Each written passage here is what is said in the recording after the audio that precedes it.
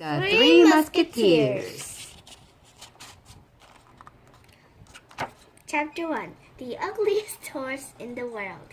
When D'Artagnan left home, his father gave him 3 things: 15 gold coins, a letter of introduction to the captain of the Musketeers in Paris, and a remarkably ugly yellow horse. Uh-oh. Everywhere D'Artagnan went, people noticed his horse. Then they noticed a sword hanging from his belt and decided to keep their thoughts to themselves. Just outside Paris, D'Artagnan came to a little pub called the Jolly Miller and met a man who couldn't help laughing at the ridiculous animal. Have you seen that creature? The man guffawed to his Guffawed. Guffawed to his friends. It's as yellow as a buttercup.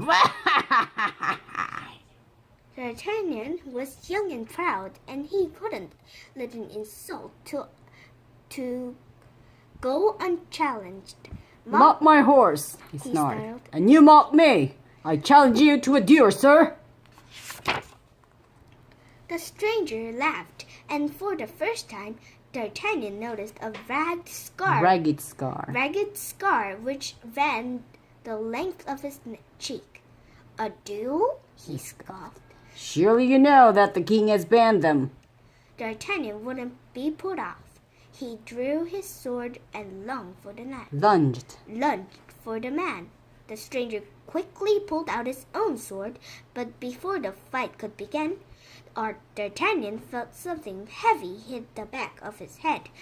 Desperate to stop the fight, the barman had knocked him out. With a bottle? Oh my God! Okay. The head. When D'Artagnan woke, his head throbbed painfully. He looked around and saw the scarred man talking to a woman inside a horse-drawn carriage. You must go back to England, my lady de Winter, the scarred man told the woman. Inform the cardinal as soon as the duke leaves London. The man spurred his horse, and before D'Artagnan could stop him, he galloped into the distance. Blast him! D'Artagnan cried. Now I shall never avenge his insult. His voice died out as he got a close look at Milady's face. She had golden hair, huge blue eyes, and rose-red lips, and D'Artagnan thought she was the most beautiful woman he'd ever seen. Milady, he said. For one moment her eyes met his. Then she gave a quiet command, and the carriage sped off into the distance. D'Artagnan stared after it, wondering if he could ever see her again. Who is she? I think Milady de Winter. Is that her name? Yeah. Was it? Yeah. Milady de Winter. Okay. Right next, chapter 2. The Three Musketeers. The following day, D'Artagnan was in Paris, his eyes wide as he rode through the streets. He'd never seen a city so grand, bustling with people and lined with imposing houses like these kind of big one.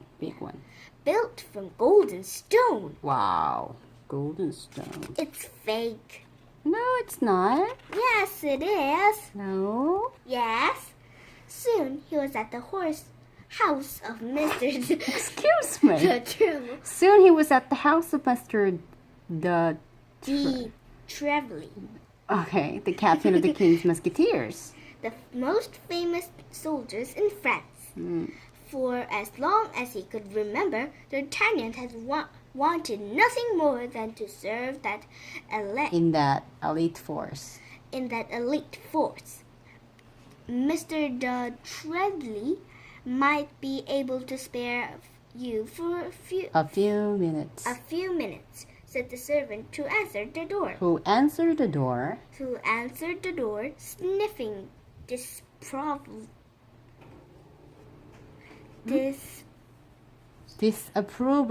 Disapprovingly. As he studied D'Artagnan's shabby clothes. D'Artagnan swallowed nervously, but he held his head high as he walked into the room. Mr. de Trevly was wearing a frown So fierce it could have curdled milk. He ignored D'Artagnan completely and instead bellowed, "Athos, Porthos, Aramis, come and see me at once." Two men rushed into the room. Porthos was tall with a long black mustache and even longer nose, which he gazed down at everyone around him. Aramis was smaller and thinner, and his face was as innocent as a child. "I hear you've been dueling with the cardinal's guards," de Trevly snapped, "and worse than that, you lost. What do you have to say for yourselves?" "It's true we were defeated," Aramis said indignantly, "but that's because we are outnumbered and taken by surprise." Athos was very badly injured. Porthos explained. As the third musketeer entered, Athos was older than his two friends and would have been strikingly handsome if he hadn't been so pale. "Nonsense," he declared. It was just a scratch. But his lips were thin with pain. I suppose you did your best." You did your best, de Trevly said reluctantly. "Just don't get caught like that again." The three musketeers bowed and left. "And what do you want?" de Trevly asked D'Artagnan, seeming to notice him for the first time. "I want to join the Musketeers," D'Artagnan declared. Through his side, he was filled with uncertainty. How could he ever match up to the man he'd just seen? De Trevly seemed to feel the same. An inexperienced boy like you. An inexperienced boy like you joined the most famous regiment in France? He scoffed. "No, if you want to become a musketeer, you must first prove yourself worthy of our uniform." He's bleeding. Okay. Just then, D'Artagnan glimpsed the man out of de Trevly's window. It was the scarred stranger who had laughed at his horse. Without even calling goodbye, D'Artagnan went out after the man. D'Artagnan was moving so fast. And his attention was fixed so firmly on the stranger that he didn't see Athos until he bumped right into him. "Watch it, you fool!" shouted Athos. "Who are you calling a fool?" D'Artagnan said indignantly. "You're the one in the way. I'm not